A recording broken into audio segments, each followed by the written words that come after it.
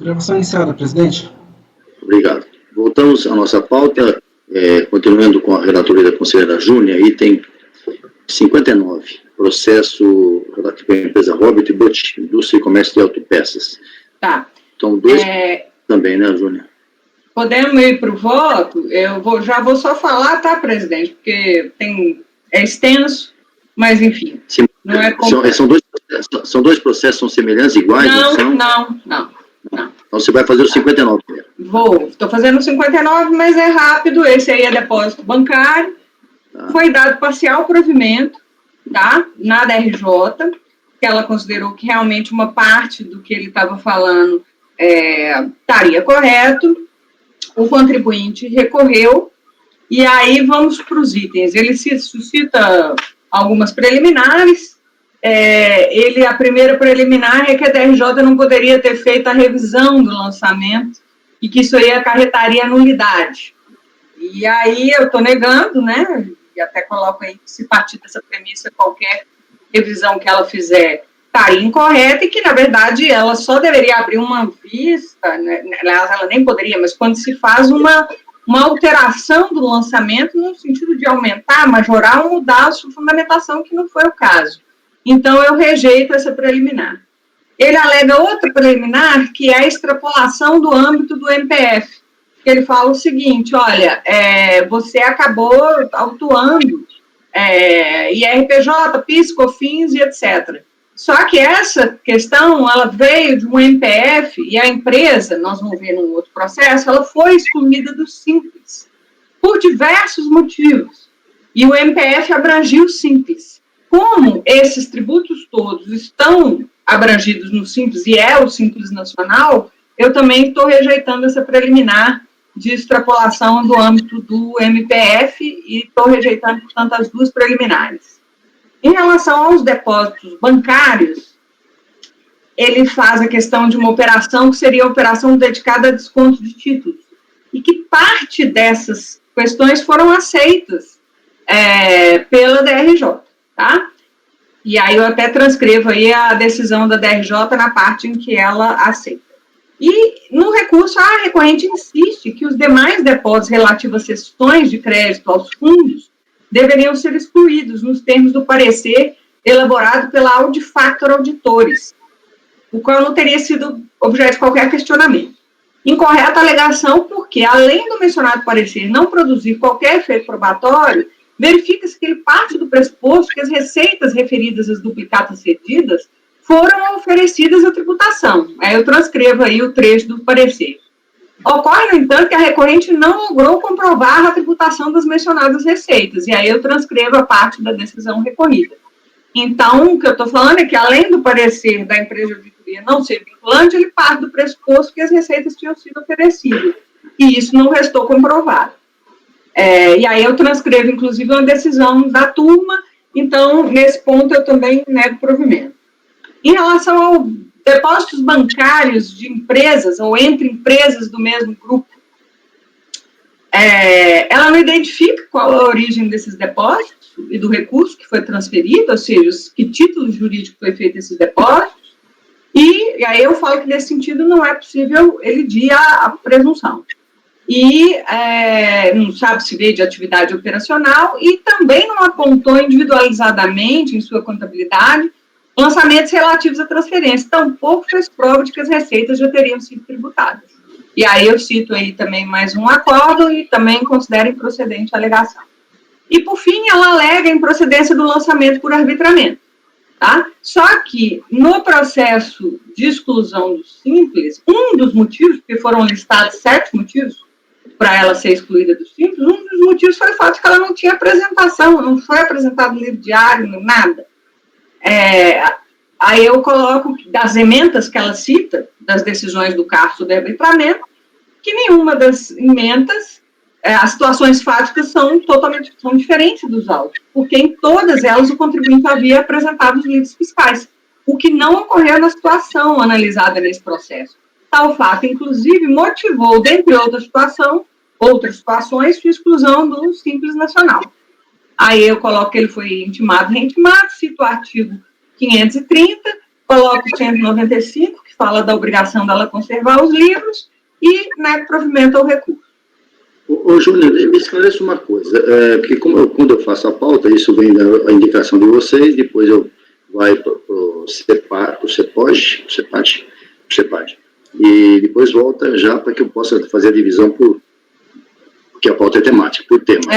Eu acho que aqui talvez tenha sido erro meu, já até sei onde você vai chegar, Ciccone. Porque o que acontece? Ele teve um processo grande que foi de exclusão do Simples. Esse processo gerou um auto de infração. Mas o que nós estamos discutindo aqui não é isso aí, é o lançamento. É o lançamento, tá? Mas teve um processo de exclusão do Simples. E aí eu acho que eu inverti, porque o processo de exclusão do Simples não é esse tá aqui. Deve estar lá no final, deve estar na pauta eu vi que tem um processo desse mesmo contribuinte na pauta de sexta-feira, se não me engano. Nesse caso, então, provavelmente, eu devo ter trocado na hora de colocar o código. O código. Mas são os mesmos contribuintes, é porque ele tem lançamentos e tem processo de exclusão do Simples. E aí eu devo ter trocado. É porque, na verdade, esse mês existem alguns processos de omissão de receitas. Tá? E certamente um deles é esse que você acabou de falar, mas aqui ele está como opção e, na verdade, está invertido. Não é.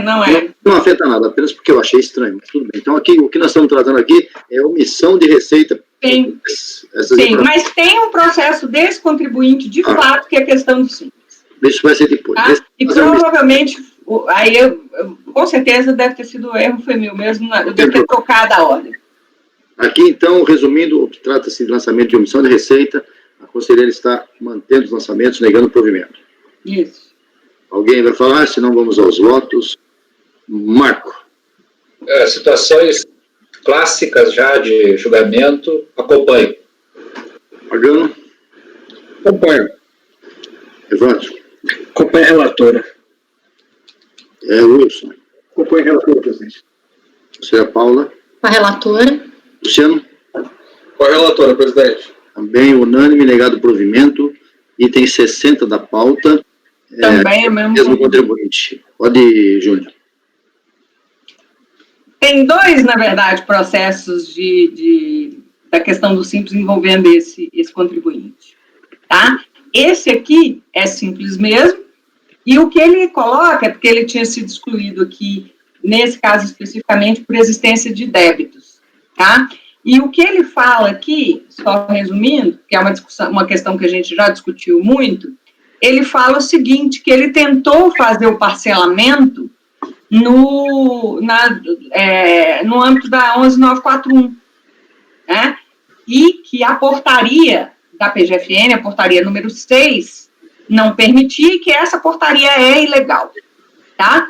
E aí, passando para o meu voto, o que eu falo é o seguinte, eu concordo com ele no sentido de que o parcelamento é matéria de competência legal, lei específica, inclusive, só que nesse caso específico, o que eu alego é o seguinte, a lei complementar tem as normas próprias dela, né? A lei complementar 123 tem as normas de parcelamento, aí eu coloco a questão aí que pelo 155 do CTN precisa de lei específica, e que, no entanto, essa limitação da portaria 6, ela, na verdade, ela não é ilegal, pois no caso do Simples Nacional, como se trata de recolhimento unificado, que reúne tributos federais, estaduais e municipais, é indispensável a aprovação de uma lei complementar, conforme decidido pelo Superior Tribunal de Justiça no julgamento do RESP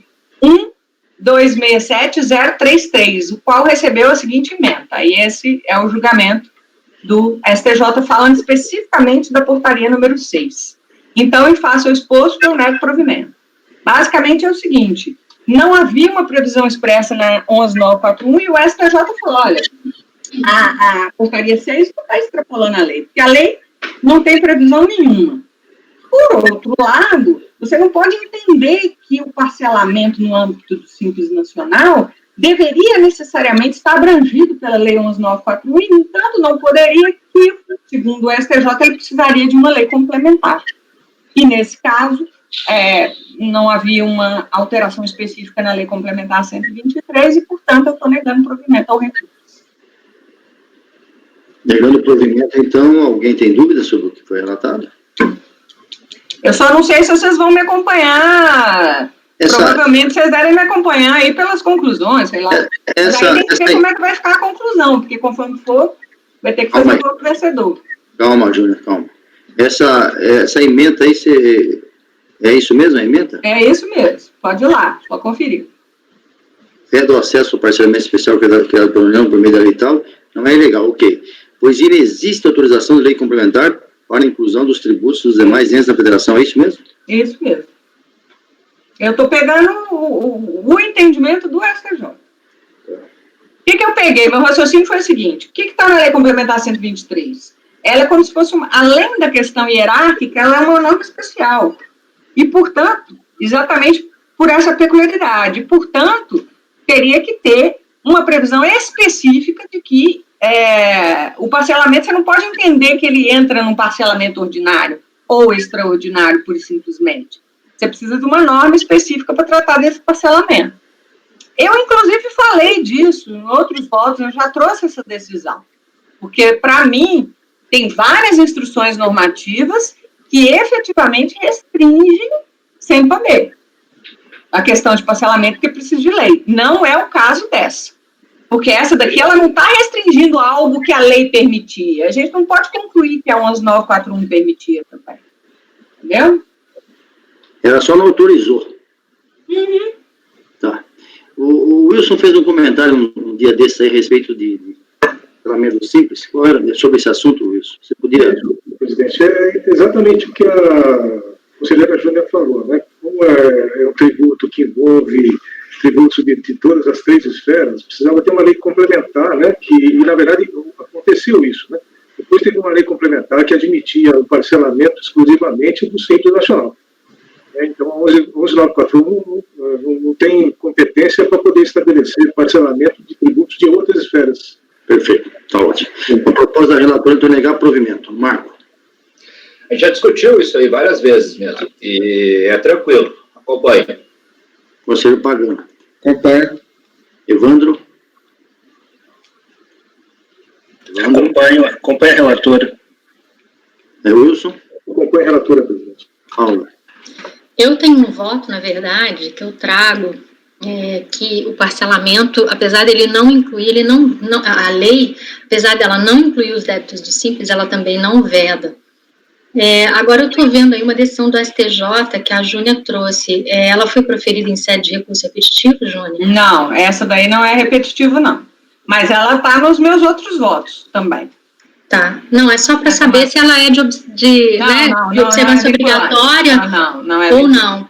Porque o entendimento que eu tinha tido no outro voto que eu proferi era de que, e eu entendo a posição de todos, mas a lei, ela não inclui, mas ela também não veda. E o Wilson tinha trazido esse outro entendimento. Para manter a coerência, eu vou divergir nesse ponto. Mas o fundamento é só esse, né, Júnia? De que a lei não prevê. Sim. Tá? Ele falou, eu queria ter parcelado na 11941, só que tinha uma instrução normativa e ela é legal. Então, mas Paula. Não, mas aí nesse caso... Esse. Mas aí nesse caso...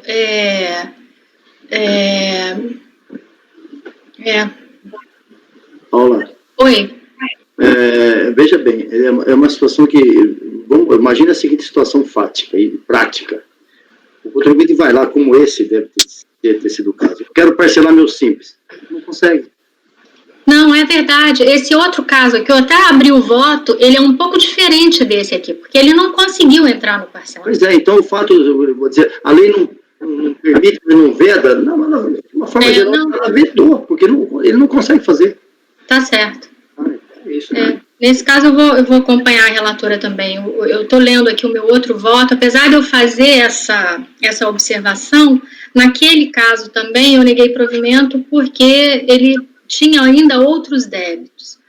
Mas eu vou acompanhar a relatora. O senhor? Acompanho a relatora, presidente. Também acompanho, unânime, negar o provimento. São aquelas coisas. Pode não estar escrito que não veda, mas não consegue fazer, né? Como é que resolve o problema? Não é questão operacional, é questão de... Também é operacional. É porque não tem lei com a previsão de parcelamento desses débitos. Então, por isso, é uma espécie de consórcio dos três eixos. Tá? Por isso que não entra, por isso que não consegue, porque ela veda. É isso que eu estou falando. Não é uma questão operacional, é uma questão de entendimento profissional.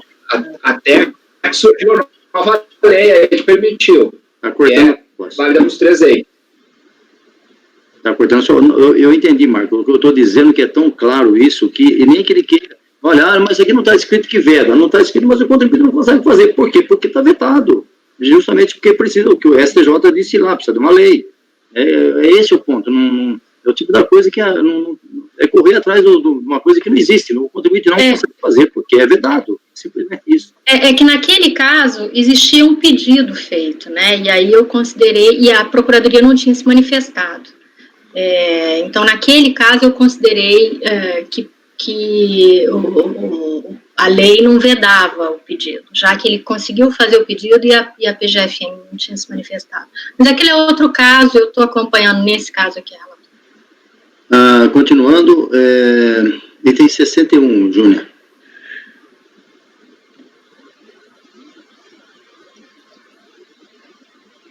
É seu, Júnior. Carlos Eduardo Nadelman.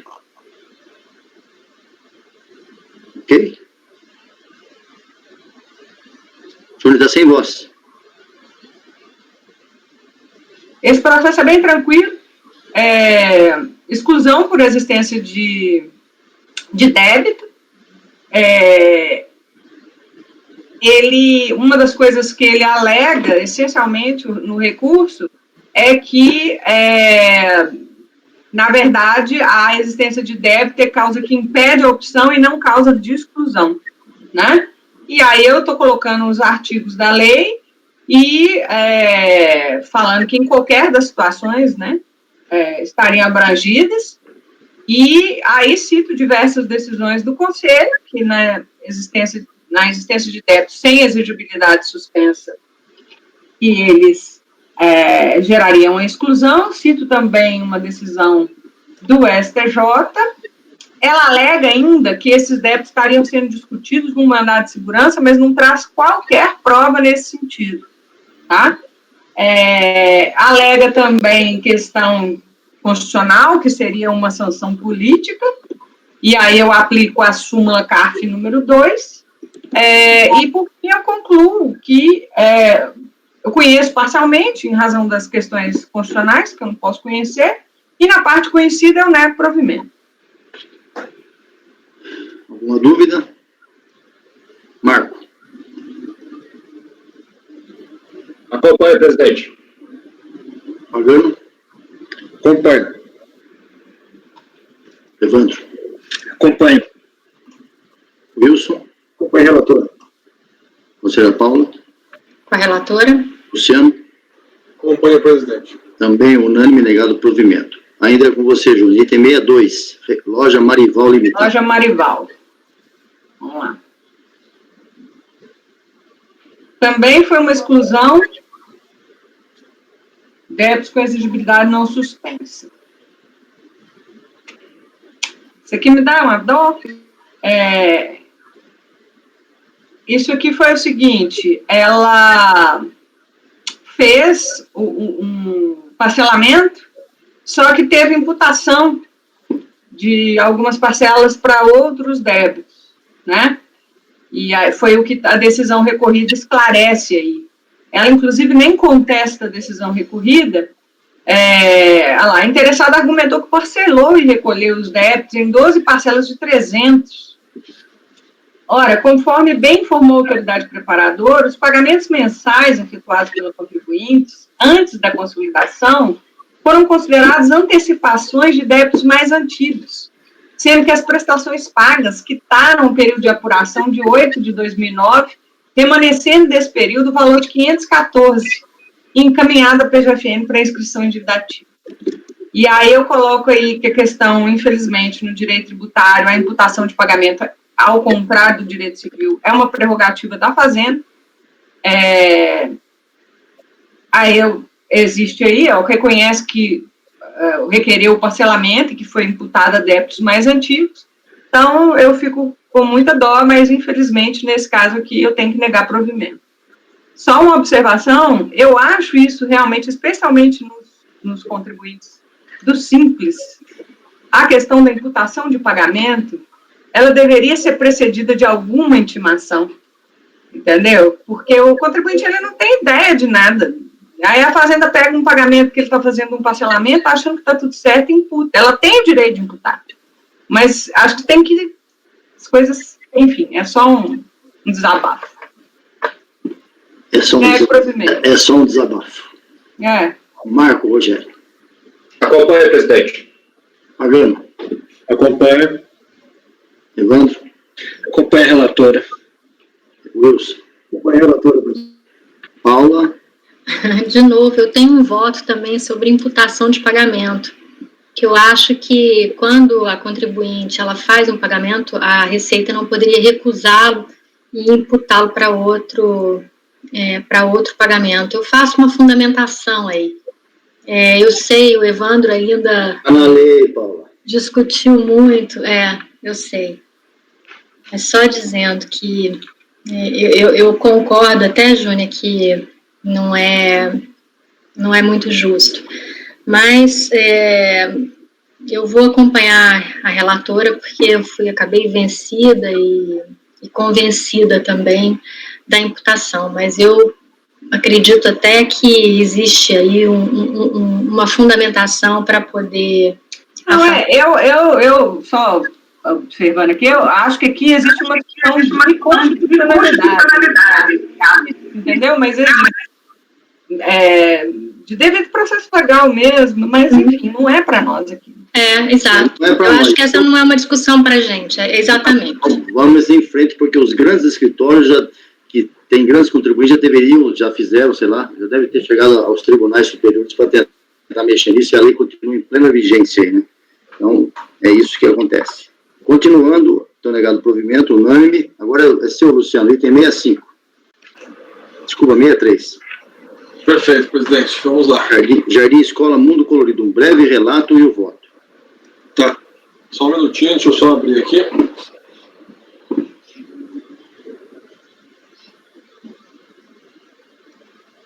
Ele já está no sistema, tá? Ok. O senhor está 63, o senhor está indo para de agora à tarde, né? Exatamente, estamos fazendo a pauta da tarde. O item 63 é Jardim Escola Mundo Colorido Limitado. Tá ok. Deixa eu só abrir aqui. Ok. Trata-se de fazer um breve relato.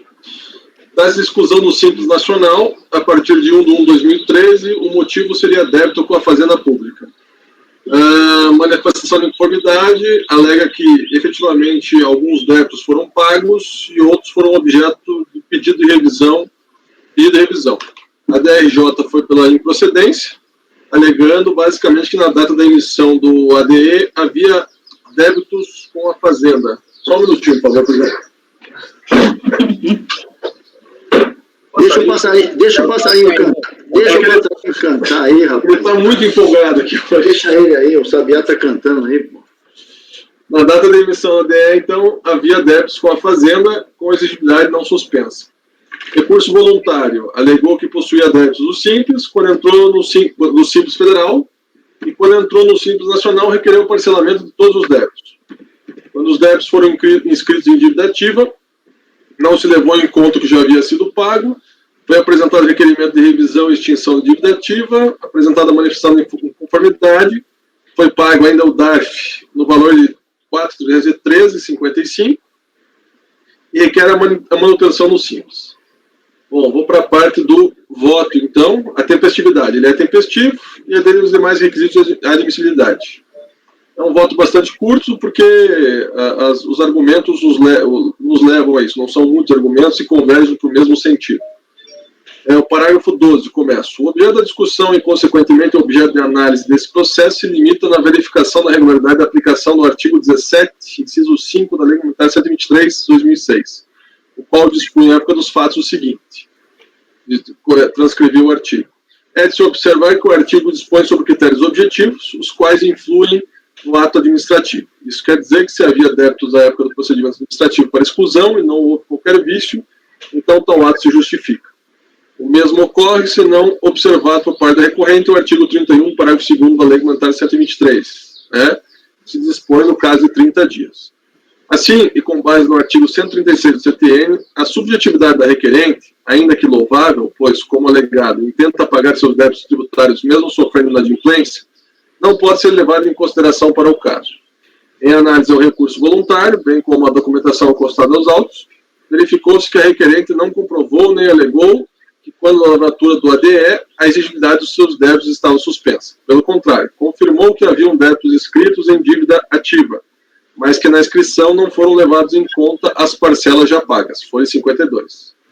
Por meio de sua alegação, que efetuou o pagamento dos débitos inscritos em dívida ativa em 2014, é possível subsumir de que se tratavam dos mesmos inseridos em maio de 2012, portanto, justificando a emissão do ADE, folha 52. Tal hipótese é confirmada pelo extrato da PGFN, folha 32, emitido em 8/7 de 2013, e que demonstra que houve um débito inscrito em maio de 2012, que se encontrava ativo, mas não foi ajuizado em ação em virtude do valor. Importa ressaltar ainda que o pedido de revisão de valor inserido na dívida ativa, apresentado em 25/7 de 2012, folha 10, foi concluído em 31/7 de 2012, folha 11, antes, portanto, da emissão do ADE. Tendo em vista a falta de negativa de suspensão da exigibilidade de débitos com a Receita Federal, inclusive com a comprovação documental de que tais débitos estavam nessa condição quando da emissão do ADE, bem como que os débitos não foram extintos no prazo definido pela Lei Complementar 123, então é para se reconhecer que o ato administrativo de exclusão está em conformidade com a lei. Diante do exposto, voto no sentido de conhecer o recurso para negar-lhe provimento de forma a manter a exclusão do contribuinte dos Simples. Ou seja, ela mesma reconheceu que estava com débito, que estava tentando, né, que, enfim, tinha boa fé, mas, infelizmente, a gente não pode fazer nada nesse aspecto aí, porque tinha débito com exigibilidade não suspensa no momento da emissão do ADE. Marco Jádio. Acompanho. Agano? Acompanho. Evandro? Acompanho o relator. Júlia? O relator. Wilson? Acompanho o relator, presidente. Paula? O relator. Também acompanho, unânime, negado provimento. Obrigado, Luciano. O julgamento encerrado. Próximo item da pauta. Item 64, Evandro. Sua relatoria. Auto Cooper, Transportador e Serviço Limitado.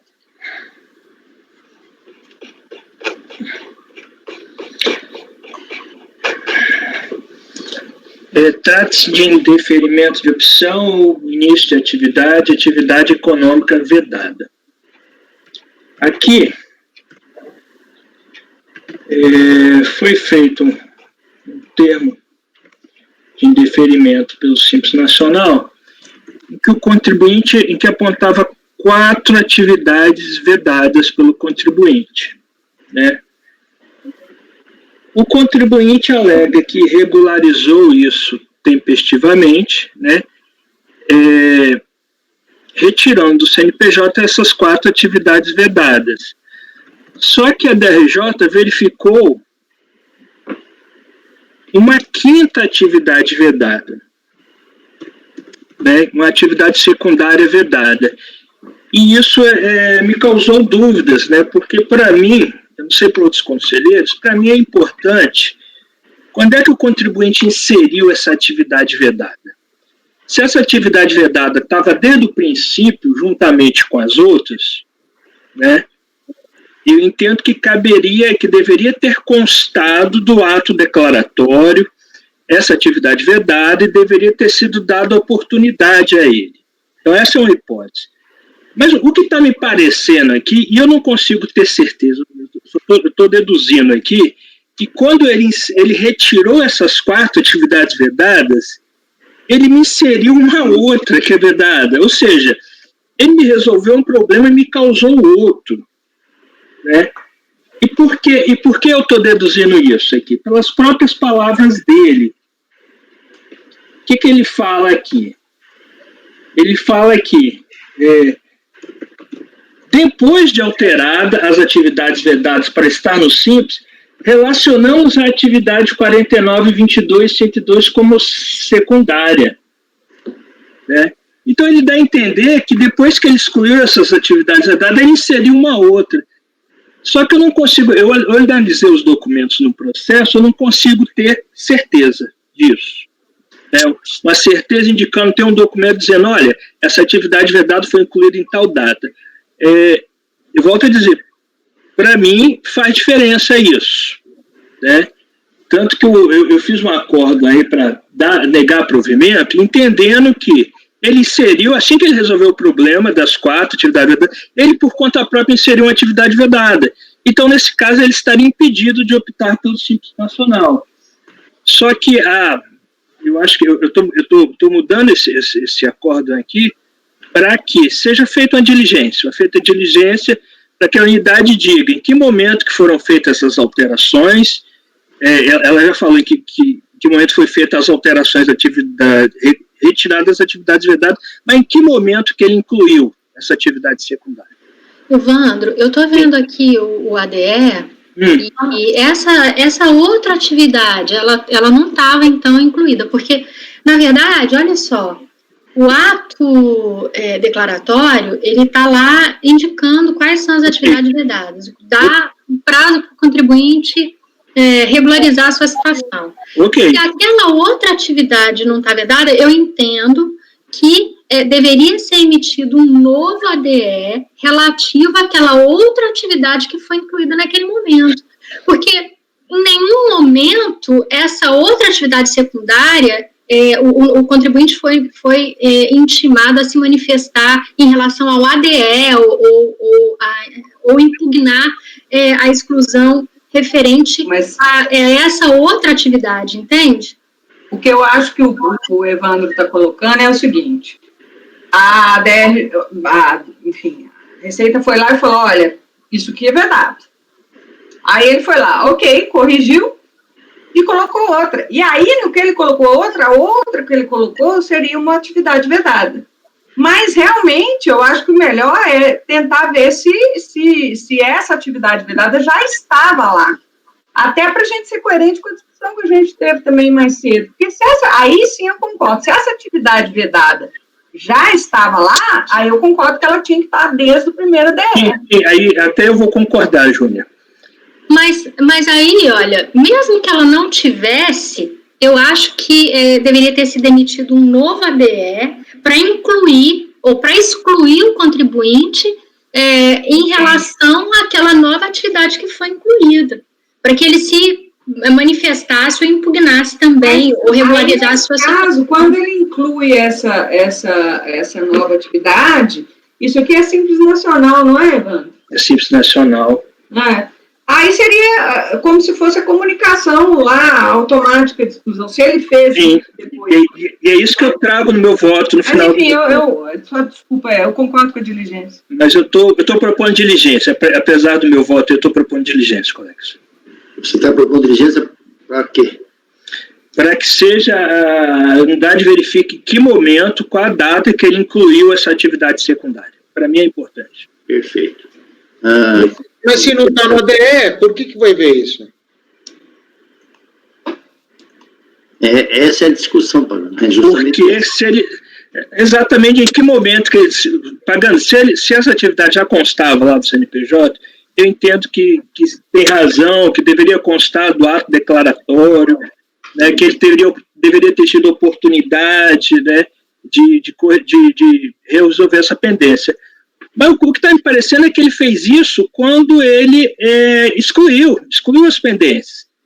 Excluiu a pendência e incluiu uma outra atividade, que seria até, se ele já estivesse optando do Simples, teria até uma comunicação obrigatória de exclusão. Então, como é que eu vou manter ele no Simples dessa forma? Pelo menos eu entendo que não tem como manter. Processo, tem que ter outro ADE, vocês estão extrapolando os limites da LID. Não estou. Sim, senhor, ele excluiu, ele arrumou, o que estava na ADE, ele arrumou. Se ele abriu outra atividade que deve ser excluída, tem que ser aberta outra. Tem razão. Eu concordo, foi o que eu falei. Eu acho que ele foi excluído por esses motivos. Ele regularizou esses motivos. precisaria ter um outro processo, um outro ADE, um outro processo de exclusão. Mas é o meu entendimento. Bom, mas enfim, também não faz mal a diligência. Deixa o Wilson falar agora, Wilson. Mas imagina o seguinte, vamos imaginar assim, olha, que ele colocou aqueles quinais, né, foi excluído, e aí vamos imaginar que, assim, que não passou 30 dias depois que teve o termo de deferimento, que ele já pegou e fez uma alteração. No sistema, quando fez um termo de deferimento, ele já está como se fosse fora do simples. Não tem como o sistema estar emitindo um outro ADE pelo fato dele não estar lá mais. Mas ele não emitiu um novo ADE sobre o novo fato, que é o novo tipo de... Mas veja, o que acontece? Assim, ele logo em seguida, depois que ele sofreu a exclusão, ele arrumou, ele tirou... Agora vamos imaginar o seguinte, vamos imaginar que a gente fala assim, olha, se a gente não considerar que ele teria direito, porque não constou esse KNAI lá naquele primeiro ADE, a gente vai estar considerando que ele teria possibilidade de estar indo. Quando, a partir do momento que a gente permite isso, naquela data lá que ele teve que ele fez aquela alteração, se for 30 dias depois, logo em seguida ele já teria um outro ADE. Não, e não tem outro ADE. Não, eu peço licença aos colegas, não seria nem caso de um outro ADE, seria uma comunicação de exclusão obrigatória, dependendo da data em que ele fez isso. Por isso que eu preciso saber dessa data. Sim. Não é nem ADE, é exclusão obrigatória por comunicação do contribuinte. Esse é o ponto. Não tem ADE aqui, gente. É outra situação. Por isso que ele está tentando saber que data foi isso para poder focar o voto dele nesse sentido. É isso, Evandro? É isso, exatamente isso. Eu não vejo nenhum prejuízo que se vá à unidade de origem para fazer essa análise. Quantas vezes a gente devolve lá, entre aspas, de forma que o contribuinte possa juntar alguma coisa que seria importante. Aí é a mesma situação, é para a Fazenda Pública ter essa informação melhor. Só para entender, quando é obrigatório a Fazenda emitir um ADE e quando é obrigatório a exclusão de ofício sem ADE? Dependendo das situações previstas, se essa exclusão é de iniciativa do contribuinte ou de ofício, está na lei. Tem os casos lá, que foi a Lei Complementar 139, pagando, que ela trouxe as situações lá em que determinada alteração que o contribuinte faça no CNPJ equivale a um pedido de exclusão do Simples. Automático, exatamente. É um pedido não, é uma comunicação. Estou avisando que eu vou sair. Estou saindo. É isso, Pagano. Então, eu vejo o seguinte, esse assunto aqui, o Evandro, eu e o Marco, nós já conversamos, porque existem, obviamente, essas dificuldades. A alteração do KNAI não é comunicação de exclusão. Espera só um pouquinho, Pagano. O Evandro, o Marco e eu, nós já conversamos sobre esse processo para tentar solucionar da melhor forma possível. Não é para prejudicar ninguém, para favorecer ninguém, é para solucionar. Então, a perspectiva, muitas vezes, eu hoje pensei assim, o Marco pensou igual, você está pensando igual a Paula, depois pensamos diferente, porque de fato é uma situação um pouco diferente. Então, o melhor caminho, no meu modo de entender, é sanear o processo. E esse caminho seria via diligência. É só isso. Como fazemos tantas vezes para o contribuinte, olha, junta aí o que você não trouxe. Até presidente, só para confirmar, a diligência vai ser no sentido de perguntar se na data de emissão... Bom, a diligência, o Evandro diz o que ele quer. Mas eu só estou querendo verificar, porque a posterior vai ter, dependendo da resposta da unidade, é que vai ter a decisão do grupo. Né? Então, eu estou entendendo o seguinte, a diligência vai estar para verificar se na data da emissão do ADE, se aquele KNAI que é vedado constava no CNPJ, é isso? Evandro? Isso. Perfeito. Só um ponto aqui que é importante, esse não é uma exclusão de uma empresa que já estava funcionando, esse é um pedido de inclusão, me parece que a empresa já não é um pedido de inclusão, então nesse caso, eu ainda entendo que como é pedido de inclusão, ele tem que ter 30 dias aí para poder regularizar a situação, ou ele teria até aquele prazo, né, do dia 1º, porque como é pedido... Ele teve esse prazo, Paulo, só que nesse prazo, o que me parece é que ele me inclui essa atividade, é que ele me faz uma comunicação de atividade vedada. Por isso que eu quero saber em que momentos foi feito. Mas é aí que está. Se ele faz o pedido... De exclusão. Exato. Eu acho que esse novo KNAI aí, ele está fora de discussão nesse processo. É novo pedido de inclusão, gente. Sim. Porque naquele pedido ele regularizou a situação. Aí, se ele regularizou, e se há outro impedimento, outra avaliação, tem que ser um outro processo apartado para que ele possa regularizar também. Bom, eu já até me posicionei, eu estou pronta para... Evandro, vai falar mais alguma coisa? Não, eu vou... Qual é a sua proposta? Pela diligência, para verificar. Marco, Rogério. Bem, presidente, rapidamente aqui. A gente tem essas matérias, assim, tá? A gente até tem evitado questionar muito as diligências dos colegas, porque o relator analisa o processo e fica refletindo. Nem o senhor já externou para todo o colegiado, esse processo aí do Evandro já conversou bastante antes de pautar ele aqui, tá? E a gente ficou em dúvidas. Então, eu acho assim que o relator, eu já defendi muitas vezes eu vi aqui diligências que, no meu entender, na minha visão, eu achava desnecessária. Mas o relator, que é um cara que é o que aprofundou o processo, ficou com dúvidas, e ele quer ter maiores convicções, eu tenho que respeitar isso, e eu vou acompanhar o relator aqui também. Eu quero, apenas antes de continuar colhendo os votos, eu quero dizer exatamente isso, porque nós conversamos, o Marco, o Evandro e eu, não é para direcionar voto, absolutamente nada disso, é para ver a melhor solução, porque é uma situação um pouco diferente realmente. E a gente concluiu que a melhor solução nesse caso é tentar fazer uma melhor instrução processual.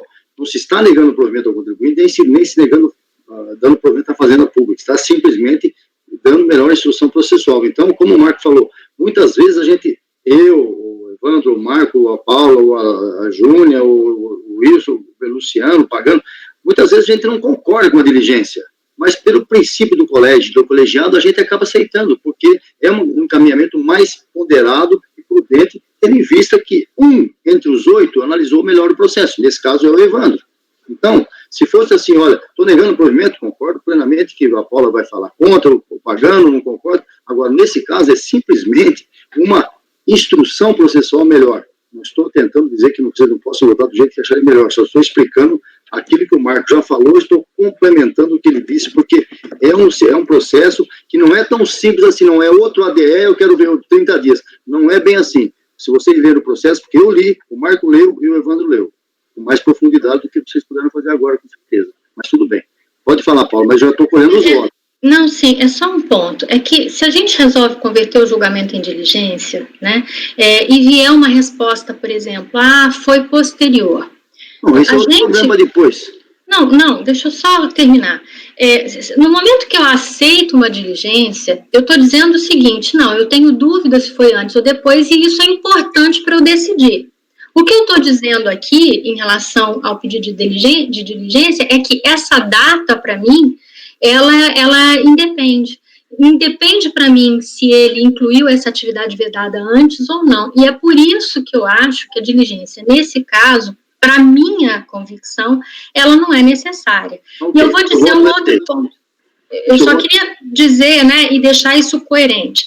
Depois também, na decisão da DRJ, lá no item 17, 18 e 19, a própria DRJ faz uma análise que a contribuinte alterou essas atividades vedadas, mas aí ela diz o seguinte, no CNPJ, cujo cartão interessado traz as folhas 14, de fato não se vêem os códigos do CNAE que deram causa ao indeferimento. Todavia, consta a atividade econômica secundária do Código tal que, conforme consulta abaixo reproduzida, é proibida pelo Simples Nacional desde 2007. Aí traz lá, a sobredita atividade, cuja descrição também se lê no objeto social, nesse item 16, é expressamente vedada. Sendo assim, o termo de indeferimento da opção pelo Simples deve ser mantido. Então, pela minha leitura aqui, a DRJ analisou o contrato social e viu que existia uma outra atividade, né, e acabou incluindo aí um outro CNAE proibido. Pelo menos foi da leitura do acórdão que eu infiro que essa atividade já estava lá. Mas, de qualquer forma, estando ou não, eu ainda acho que, como foi um pedido de inclusão, e esse caso, ele trouxe, naquele ADE que negou a inclusão, as atividades que eram vedadas, e listou, e o contribuinte resolveu aquele problema, para não, seria um outro processo também, para para excluí-lo em relação às outras atividades. Mas essa é a minha opinião, e eu estou explicando por que não da diligência. Eu estou colhendo, mas você vai falando o seu voto de novo, tudo isso não vai, né? Não. Então tá bom. O conselheiro Pagano. Eu vou abrir divergência, eu acho que não há necessidade da diligência.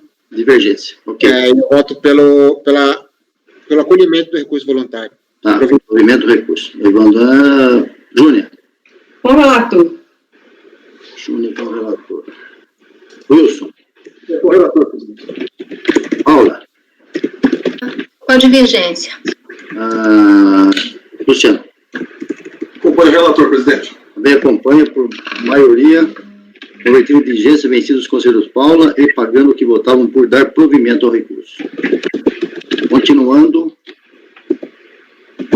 Faltam 2 processos meus amanhã ainda. Não tem só os seus, não tem vários aqui. Vamos ver o que eu consigo fazer, já são 17h40, deixa eu ver. 17h26. Vamos começar aqui onde eu parei. Luciano, tinha o seu pendente, o 36, que você pediu para fazer à tarde, é possível agora? Sim, sim. Então, item 36, Enilde Maria Basotti. Tá, deixa eu abrir aqui, presidente. 36. Tá. Esse aqui, ele é um caso igual... Perdão. Ele é um caso igual aos outros de exclusão do Simples Nacional em virtude de contrabando de descaminho. Então, assim, presidente, ele não tem muitas dificuldades, foi a mesma situação, tem uma representação, né? E daí foi feito o ADE, etc. Eu já vou partir para o voto, e daí eu já vou abordando cada argumento, e ao final, creio que a discussão vai ficar mesmo naquelas da manhã, se houver discussão, né? Eu já vou partir para o voto aqui. Na verdade, ele é tempestivo o recurso. Aí, vamos lá. Tá, em relação ao processo criminal, já no parágrafo 11, a recorrente alega que não poderia ser excluído do Simples sem que a ação criminal que tratava dos autos que originaram a exclusão não havia transitado em julgado. Então, a ação estaria tramitando na primeira vara federal de São Miguel do Oeste, mas ainda sem trânsito em julgado, inclusive com decisão favorável à ré, pelo fato do juiz de primeiro grau não ter aceitado a denúncia.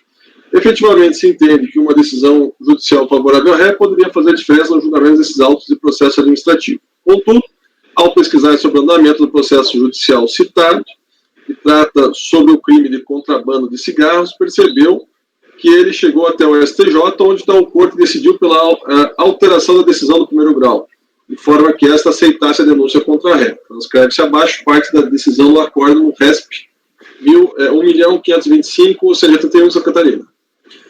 No retorno dos autos, o juízo singular de São Miguel do Oeste, a ré aceitou o benefício previsto no artigo 89 da Lei 9.099/95, qual suspendeu o processo desde que houvesse cumprimento das condições estipuladas, transcorrido o prazo e cumpridas as condições pela ré. Foi então reconhecida a extinção de punibilidade, conforme se observa dos termos da transcrição da parte da sentença de primeira vara de São Miguel do Oeste. A ação penal tal. Eu transcrevo aqui. Transitada em julgada a sentença, constata-se que não houve análise do mérito da ação, não desconstituindo, portanto, a acusação de contrabando, mas extinguindo a punibilidade. Como o eventual reflexo positivo de ação dependeria de um reconhecimento de que não houve a realização de crime, o que não houve no caso, né? E não há motivo para não reconhecer a existência, entende-se que o argumento da recorrente não deve ser procedente. Com relação aos princípios da insignificância, razoabilidade e proporcionalidade, como visto acima na decisão do STJ, o ministro entendeu que não seria o caso de aplicação do princípio da insignificância pela natureza do crime, por ser entendimento sedimentado naquela corte. Ou seja, o STJ não tem aplicado o princípio da insignificância quando há contrabando. Se assim o é no judiciário, não há de ser diferente administrativamente. Inclusive por força da aplicação do artigo 26A do Decreto 35/72 e da súmula 2 do CARF. A alegação de demora administrativa e retroatividade da lei. A recorrente alega que houve demora em sua exclusão, 3 anos, o que lhe prejudicaria muito, pois teria de recolher todos os tributos nesse período. Alega, inclusive, a irretroatividade da lei.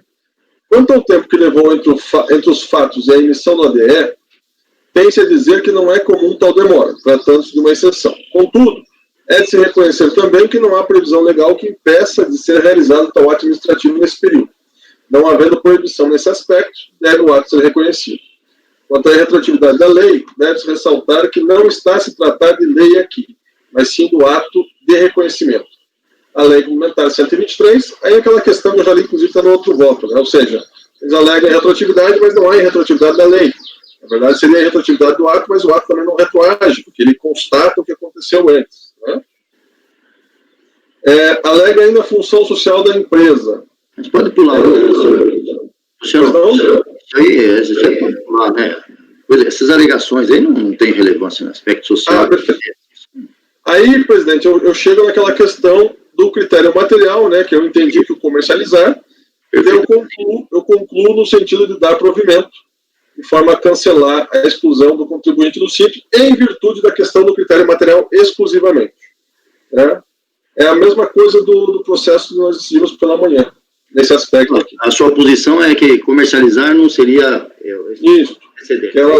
É isso que importa. Na verdade, o seu ponto de vista está colocado aí, né, nesse aspecto.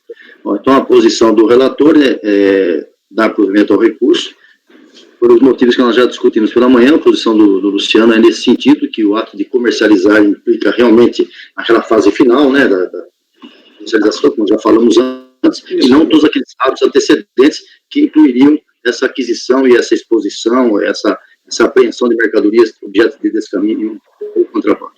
Alguém quer se manifestar? Já falamos bastante sobre isso, senão vamos... Marco. Presidente. Te vejo. Pagano saiu.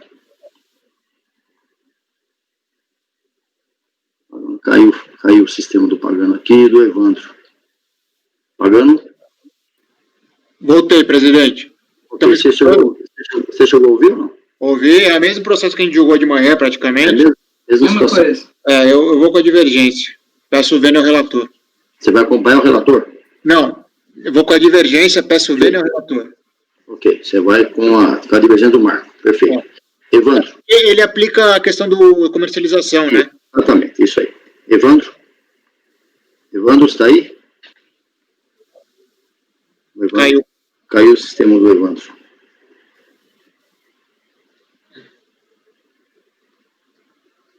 Acho que vai voltar agora, vamos ver. Pagando também está sem vídeo. Pagando está sem vídeo, mas está... Pode coletar, acho que no final, presidente. Voltei, presidente. Eu estou aqui. Não existe a obrigatoriedade da ordem dos... Calma, Marco, calma. Deixa o Evandro voltar aí, que deve estar... Júnior, vocês estão me vendo? Não. Ninguém está vendo a voz. Então, tudo bem, você está gravando sua voz aí, está valendo, né? Eu vou dar uma saída e voltar, 1 minuto. Tudo bem, você já voltou, não tem problema. Já voltou, tá bom. Tá. Acompanha o relator. Você conseguiu ouvir tudo certo? Eu vou acompanhar a divergência. Desculpa. É divergência. A saída aí me atrapalhou um pouco. Eu vi um susto aqui agora. Júnior. A divergência. Wilson. Acompanha a divergência também. Paula. A divergência. Também, então, por maioria, negado o provimento. É descaminho isso aí, Luciano? Esse é contrabando, presidente. Deixa, eu faço o voto vencedor também, sim, pode deixar. Tá bom. Julgamento encerrado, por maioria negado o provimento, mantida a exclusão do contribuinte do regime do Simples Nacional. Item 38, Marco Rogério. CONTAG.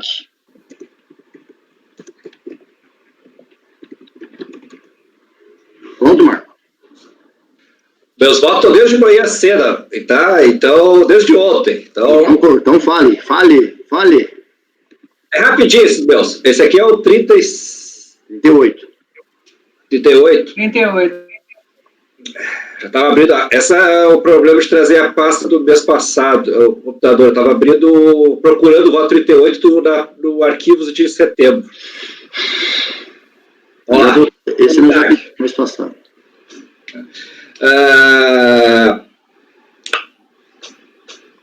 Tá. A questão é que os meus votos são, a princípio dessa carga, os votos mais complicados casualmente saíram de pauta.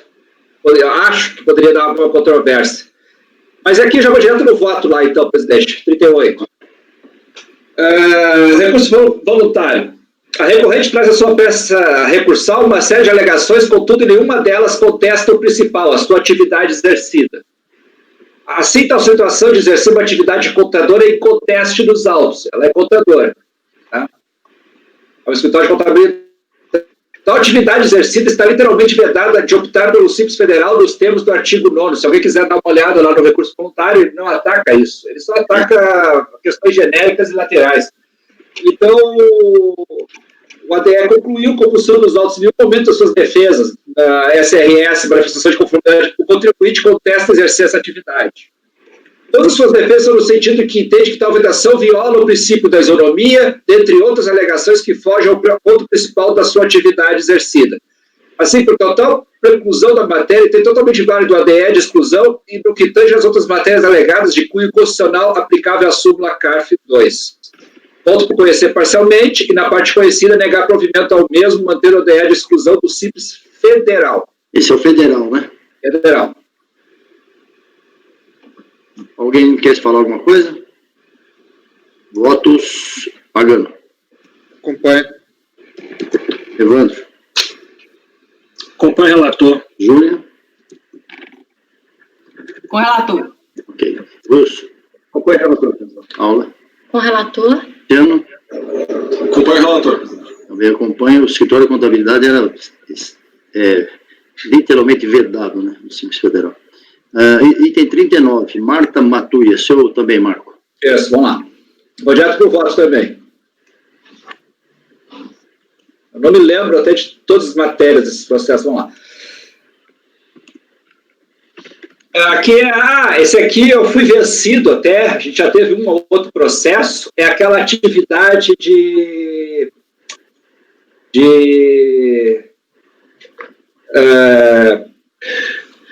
a questão de publicidade, tá? Eu até fui vencido, refleti, aí eu pesquisei bastante esse assunto, tá? Meu voto está até essa memória, tá?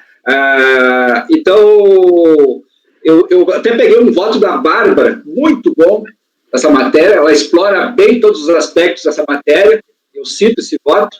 Então, aquela questão de produção de espetáculos, né? O que são atividades de produção de espetáculos, eu cito o voto da Bárbara. E aí eu cito os artigos que ela cita, mas é um voto excelente essa matéria e eu me curvo, tá? A rever totalmente a minha posição e dar provimento ao recurso voluntário para cancelar o ADE do Simples Federal. Federal esse também? Federal também. Proposta do provimento. Da proposta do relator dar provimento para manter o contribuinte no regime do Simples Federal. Votando. Relator. Pagando. Evandro. Marco, aqui foi ele qual era a atividade dele, por favor? A atividade dele, o KNAE, deixa eu me lembrar aqui, eu tenho que olhar aqui. Objeto social é comércio e produção de filmes cinematográficos. Produção de filmes. Oi? Lembrei, é igual aquele caso anterior seu. Teve um voto, eu até citei um voto do Luciano aqui, viu, Luciano? A gente quase fica importante quando é citado no voto dos outros. E citei o voto do Luciano, mas também me recorri ao voto desse da Bárbara, que eu achei que ele mata o assunto de prevenção. Eu vou acompanhar o relato. Desculpa, assim, é só para um parênteses rapidinho. Apesar que essa matéria oscilou aqui na casa, eu pesquisei. Tá? Essa matéria se consolidou, né, no favorável ao contribuinte só de 2018 para cá, porque antigamente era tudo negando provimento. Tá? Ok, Marco. Está cortando você. Pagando já votou. Evandro, o seu voto. Eu acompanho o relator. Júnior. Com o relator. Wilson. Acompanho. Paula. Com o relator. Luciano. Com o relator, presidente. A Bárbara a que você se refere é a Bárbara Guedes? Não, eu acho que é outra. Não me lembro agora dele. Acho que é.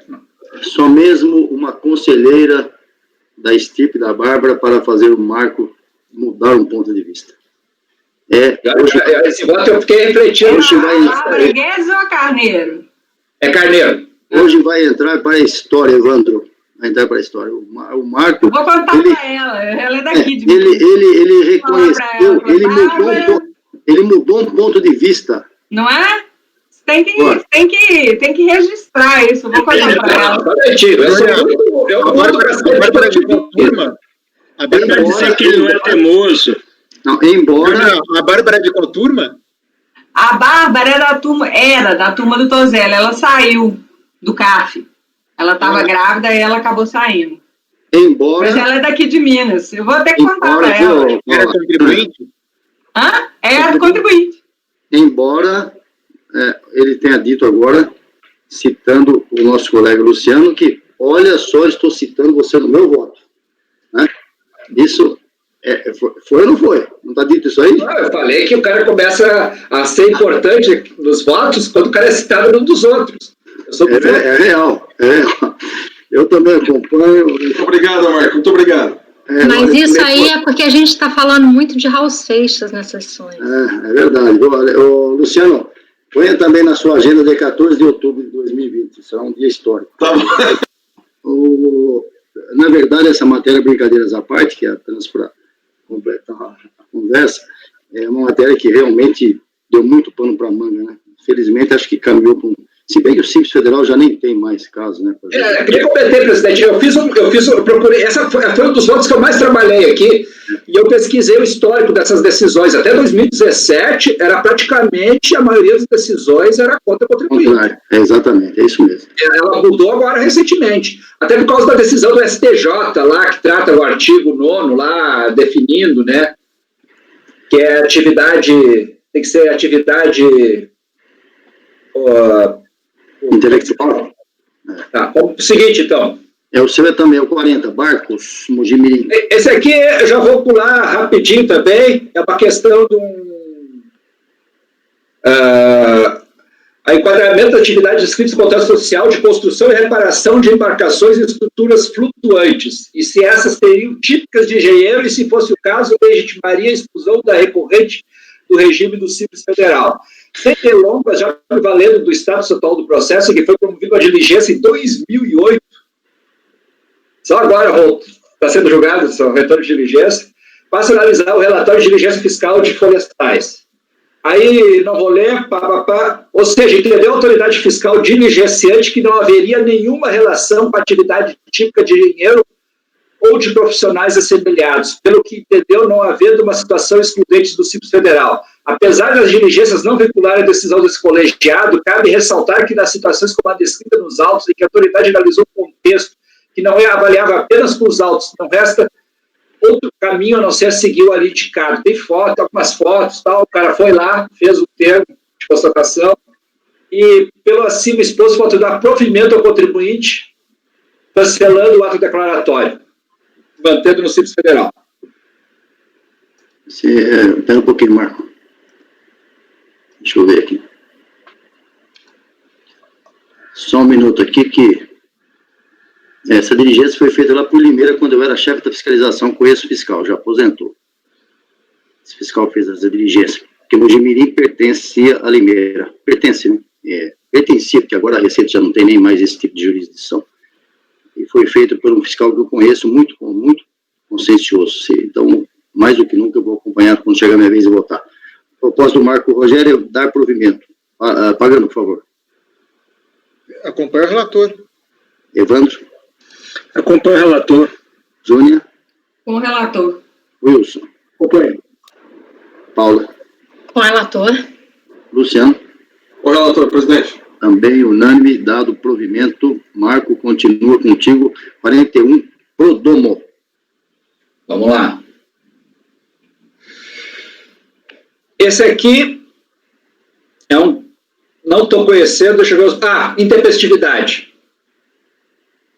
Eu afixei aqui, conforme... Eu coloquei aqui as telas de todas as páginas do processo, tá?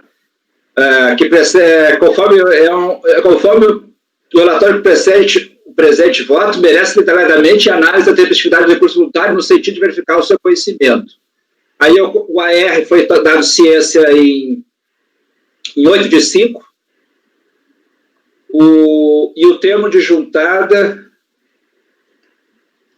Só um pouquinho aqui que eu estou indo. O contribuinte tomou ciência em 7/4 e juntou em 8/5. Aí eu coloquei até o calendário aqui de contagem dos prazos. Temos que o início de 30 dias, nos termos do artigo tal, do artigo 33 do PAF, começa em 8/4, terça-feira, já que a ciência ProR se deu em 7/4, segunda-feira, e não há nenhum registro. Após pesquisa, eu pesquisei de feriado desses 2 dias, nem municipal. Eu olhei lá, tem na internet se tinha algum feriado, não tinha nada. Com isso, o prazo de 30 dias vencerá em 7/5, quarta-feira. Também, conforme pesquisas, nenhum feriado, nem municipal, e sem nenhum registro também que não foi um dia de expediente normal na unidade de Receita Federal, estão fosse dos autos. Contudo, o recurso voluntário foi apresentado em 8/5, conforme telas acima, e também no corpo final da peça, quando os representantes da contribuinte assinam. Ressalta que a peça recusal do contribuinte em nada menciona da tempestividade, não trazendo nenhum elemento a respeito e muito menos justificando tal atraso de um dia no prazo para tanto. Cabe ressaltar que também no processo, nos seus despachos após o recebimento do recurso voluntário, nada menciona sobre os prazos, ou se houve tempestividade ou não, apenas encaminhando ao CARF conforme a imagem abaixo. Considerando ao todo exposto acima, voto no sentido de não conhecer o recurso voluntário por intempestivo. Bom, você conferiu todas essas coisas aí, né? Eu olhei. Bom, acho que não tem dúvida. Votando, Pagano. Relator, acompanho. Evandro. Com o relator. Júnior. Com o relator. Wilson. Acompanho o relator, presidente. Paula. Com o relator. E é só para constar, eu vi o carimbo, o escrito, igual o Marco faz isso também, quando eu normalmente confundo os números aí, e acompanho integralmente. Luciano. Acompanho o relator, presidente. Eu também, então, por unanimidade, não conhecer do recurso voluntário por intempestivo. É isso, Marco? Isso mesmo. Tá bom. Continuando, para nós, acho que encerramos com esse aqui, no último aqui. Luciano, esse aqui é rápido? 42? Presidente, dá tempo, mas ele vai uns 10 minutinhos. Então eu vou deixar para amanhã. Pagano, dá para fazer um desses dois seu aí? Porque está em cima da hora do Marco Antônio sair. Cuidado, sim, presidente. Vamos fazer o 43, então. Eliane Martins. Deixamos esse do Luciano para amanhã. Já está na base aí. Então pode ir ao relato e ao voto. Esse aqui é mais um de exclusão do Simples, devido a débitos sem exigibilidade suspensa, né? Não, perdão. Esse aqui é... Contrabando e descaminho.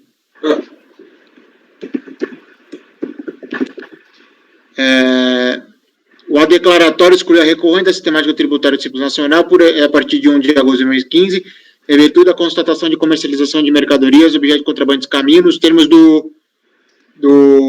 Lei Complementar 123, artigo 29, inciso 7º. A exclusão foi baseada no processo final 2015-50, que tratou do auto de infração e apreensão de mercadorias, cujas cópias foram anexadas aos autos. De forma resumida, após o oferecimento de impugnação do processo de 2015-50, foi proferido disparo decisório, mantendo o auto de infração e a apreensão das mercadorias, conforme cópia da decisão acostada de folhas tais nos autos do processo. Atualmente, esse processo encontra-se arquivado, ele terminou. Vou ao voto. Foi lavrado auto de infração, né, no processo 2015-50, devido à constatação de comercialização de produtos estrangeiros, de contrabando e descaminho, no qual a recorrente não obteve êxito em sua defesa, restando mantido o auto de infração e apreensão das mercadorias. Também devido à mesma constatação de comercialização de mercadorias objeto de contrabando e descaminho, foi expedido ao ADE. Aqui é o seguinte, presidente, eu estou seguindo o entendimento de que, como foi mantido no outro auto de forma definitiva, né, eu estou aplicando aqui a exclusão por decorrência, tá? Estou afastando as alegações de inconstitucionalidade. A recorrente não apresentou prova. Estou falando da dupla penalização, que ela disse que tem uma auto-infração, a exclusão do simples e a aplicação de multa. Eu também estou afastando.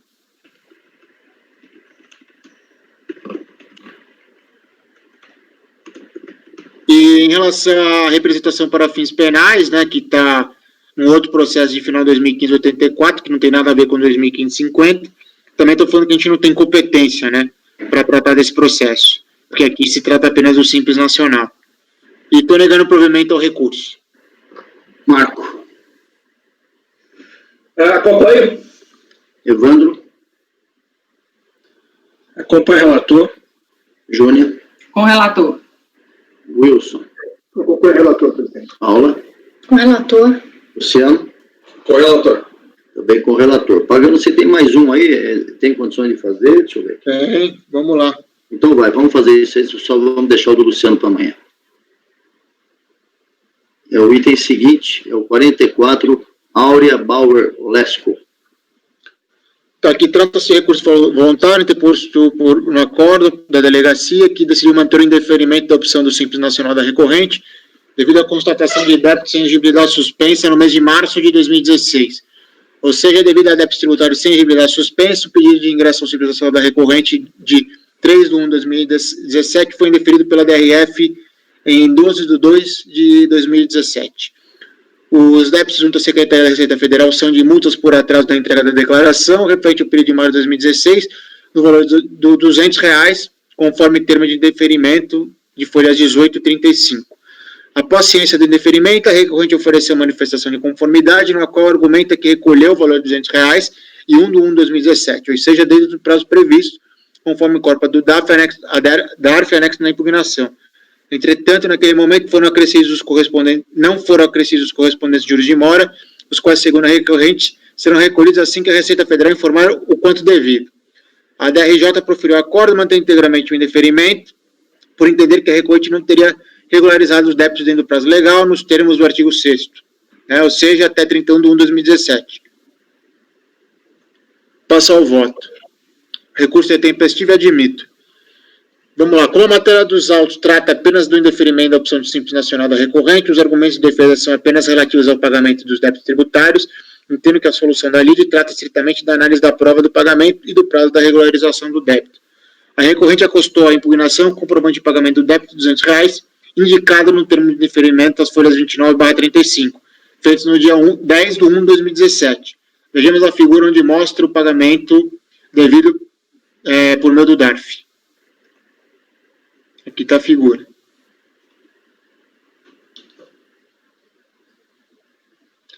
Entretanto, em 12/2/2017, o pedido de inclusão simples da recorrente foi indeferido devido ao mesmo débito de R$200 constar como aberto, de acordo com o termo de deferimento da opção Simples Nacional. Segundo a impugnação da recorrente, ela obteve informação de que seu pedido foi indeferido pelo fato de não ter quitado o débito integral, eis que faltou incluir no valor de R$200 multa e juros de imóvel. Inclusive, essa informação prestada pela recorrente em sua impugnação foi utilizada de forma sumária pelo acordo recorrido como um único fundamento para manter o indeferimento da opção do Simples Nacional, deixando também de demonstrar o montante de débito que ainda estava em aberto. Ocorre que, ao consultar as provas acostadas aos autos, relativas à pesquisa feita junto à Receita Federal sobre o débito, constatei que no momento em que a recorrente foi quitar o débito, ou seja, no dia 10/1/2017, não era possível saber que tinha algum acréscimo ao valor. Na própria consulta feita ao sistema CIEF da Receita Federal, consta que o valor em aberto era apenas R$200 e nada mais. Aqui está a figura.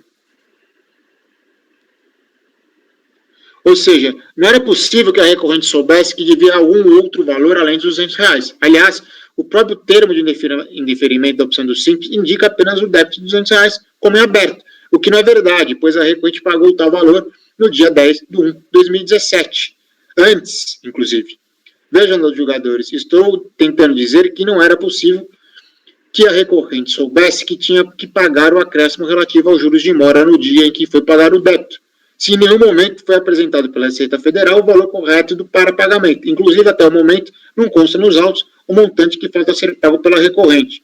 De forma resumida, o que eu pretendo demonstrar é que, na pesquisa feita pelo sistema CIEF, no termo de deferimento do Simples Nacional e o extrato retirado do sistema do Simples Nacional, onde demonstra o detalhamento do débito de folha 29/35, não consta outro valor a ser pago senão os de R$200. valor que a recorrente comprovou recolher aos cofres públicos no dia 10/1 de 2017, ou seja, dentro do prazo de 30 dias previsto no artigo 6º da Resolução 94/2011, para que os débitos sejam regularizados. Sendo assim, até o momento, não consta nos autos o valor da multa e juros de mora que a recorrente deixou de recolher aos cofres públicos, ou seja, não consta nos autos o valor que a recorrente deixou de pagar para que sejasse o indeferimento do seu pedido de opção do Simples Nacional. Por outro lado, consta a prova consistente do pagamento integral do débito indicada no termo de indeferimento da opção do Simples Nacional. Desta forma, tendo em vista que a recorrente apresentou prova consistente que comprova o pagamento do débito indicado no termo de indeferimento da opção do Simples Nacional dentro do prazo de 30 dias, entendo que o acordo deve ser reformado. Sendo assim, voto por revogar o termo de indeferimento da opção do Simples Nacional da recorrente e reformar o acordo recorrido, pelo exposto com do recurso e do provimento ao recurso voluntário. De forma resumida, presidente, ela pagou no dia 10/1, aí ela recebeu o indeferimento no mesmo valor de R$200. Ela falou, pô, mas o valor de R$200 eu paguei, está aqui. Foi feita consulta no sistema CF, foi feito o termo de indeferimento, a opção também só aponta o valor de R$200, e não tem outro valor em acréscimo. Aí a única informação de que o indeferimento foi relativo aos juros e multa veio por ela, dizendo na impugnação que ela foi informada por alguém, não sei quem da Receita, de que ela tinha sido indeferida ao Simples Nacional porque ela não tinha incluído os juros e a multa. Mas não existe esse valor nos autos, não existe essa informação nos autos, e o termo de indeferimento continua dizendo que o valor de R$200 estava aberto. O valor de R$200 ela pagou, dentro do prazo dos 30 dias. Então, veja bem, não, tudo bem, deixa eu só falar uma coisa. Geralmente essas multas de R$200 são por atraso na entrega de DPJ. É isso mesmo. Tá, tudo bem. Nós já julgamos, foi a relatoria minha, um processo mês passado, que era uma situação exatamente igual, o contribuinte pagou exatamente igual, tudo que você está falando aí. Só que pagou com atraso, não pagou com os acréscimos, na hora que foi fazer a imputação proporcional, faltou dinheiro. Não seria a mesma coisa aí? Não, porque aqui nem a imputação está se falando, presidente. Sim, presidente. A multa, o período de apuração dela é março de 2016. Uhum. Ele pagou em janeiro de 2017. Então, e ele pagou o valor original, né? Então, não tem multa. Está faltando dinheiro. Não tem multa em cima dos R$200, mas tem juros. Não tem multa sobre multa, mas tem os juros. É os juros. Então, mas a gente pode discutir aqui o critério de imputação, né? Que nem a Paula levanta essa tese em alguns votos dela. Mas se a gente seguir esse critério de... Não, é complicado, Marco. Só para dizer teve um processo meu que foi aquele que deu uma diferença de R$11, era exatamente essa multa aí. É o mesmo caso meu mês passado. A mesma coisa. Não é exatamente o mesmo, porque naquele, o negocinho que vinha, falava, isso aqui está no seu valor original. Pelo menos isso constava. Tá? Então, se vocês abrirem lá o voto, não constava expressamente os juros, mas falava que aquilo ali estava no valor original. Aqui, eu acho que... Júnior, tá assim também. O termo de deferimento consta assim, valor original, período de apuração. Tem juros. Presidente. Não, o termo de deferimento não consta. O termo é o valor. Claro que não consta. R$200, a pesquisa de R$200, está tudo apontando só os R$200. Não tem valor nenhum de acréscimo em lugar nenhum documento aqui. Um pouquinho pagando. É meu termo. Eu saí fora aqui agora. Sumi. Eu também. Vai terminar o horário do Marco Antônio. Vamos encerrar, vou dar vista em mesa nisso aqui e amanhã a gente volta a esse assunto, tá? Ok. Dar vista em mesa, porque o Marco Antônio tem que sair, tem horário de sair, tá bom? Presidente, rapidinho aqui. O do almoço vai sair, mas vamos lá, rápido. Não, pode sair um segundo aqui, só falar com a Júnior, que é do mesmo jeito aqui, Júnior. Os débitos foram no estado de valor original, está escrito aqui. Tá, ok. Então é a mesma coisa. Bom, amanhã vista em mesa, isso em caso nós vamos voltar a ele, mas é exatamente a mesma situação minha da Júnior. Vai aparecer o valor original e amanhã a gente discute isso. Estamos encerrando as sessões dessa quarta-feira. Marco Antônio, muito obrigado pelo seu suporte em Brasília e até amanhã.